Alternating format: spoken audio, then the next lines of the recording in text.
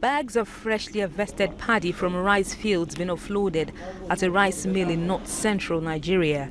The mini truck is now empty and proceeds to Away Bridge as local farmers who made the supply hang around discussing. They are talking about the challenges confronting their farming businesses. One of them is James, who says he lacks adequate finance to improve on his production output. I want money to increase my business. I also want fertilizer so that the farmers will be using it and the crops will increase.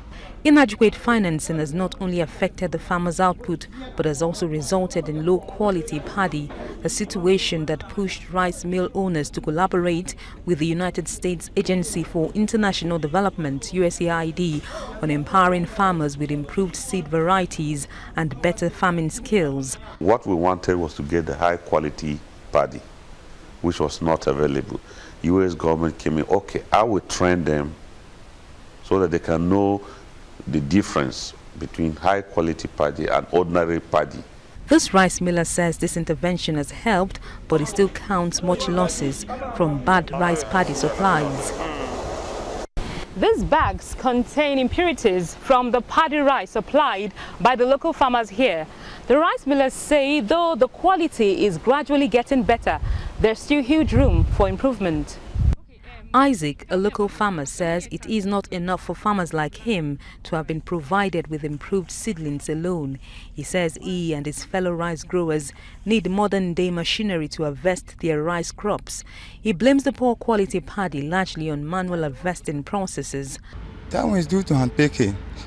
The bad paddy is due to harvesting the rice with bare hands. Many bad seeds are generated through this process, and we don't have money to buy harvesters. One other issue of concern to rice farmers in the north-central of Nigeria, particularly in the Benue State axis, is the tea Fulani crisis. This has made farming rather risky and unsafe for them. They now want the authorities to urgently address the problem. We have been suffering from crisis for past 2 years. If it is not this farm, I can tell you that there is nothing for members of this community to like it. Our first cry for government of Nigeria is to please try and resolve this crisis issue. And government should also support the company to tie this road from Okpata to Makurdi. While the farmers wait endlessly for these prayers to be answered, some foreign investors with adequate financing means have established large-scale farms in the north-central region. This $70 million farm, for example, has modern-day equipment through which it plants and harvests the rice paddy. The farm, sited close to the river Benue, boasts of a proper irrigation system that allows for farming rice even in dry seasons. The farm owners also provide adequate security to prevent any form of intrusion from the ongoing crisis in the region. Much of the local people in this community say they would love to own their own rice farms but lack the capacity to do so. They now have to work as hired hands on this massive farm owned by the international investors. Ibrahim claims to have academic knowledge in agriculture but works in this farm. This is in spite of his desire to be self-employed. I just probably maybe need some capital to stand, and I can stand with maybe 30, 40 hectares. And if I have the opportunity to go into the government, have my certificates, I'll prefer to go for seed rice. The Nigerian government, through its agriculture transformation agenda, claims to have made a series of interventions to local farmers in various branches of agriculture, including rice production. But many say they are yet to benefit.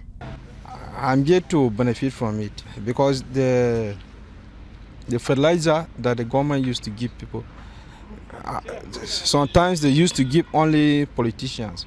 So I personally, I'm not benefited from it.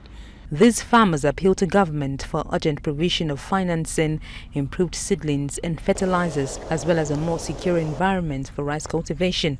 They believe this will go a long way in helping them contribute more to better quality rice paddy production. Then, more proudly Nigerian rice can be produced to further bridge the wide gap between Nigeria's local rice demand and indigenous milling capacity. This they feel is a sure way of putting an end to importation and smuggling of rice into the country. Lara Monijo, TVC News Nigeria, Abuja.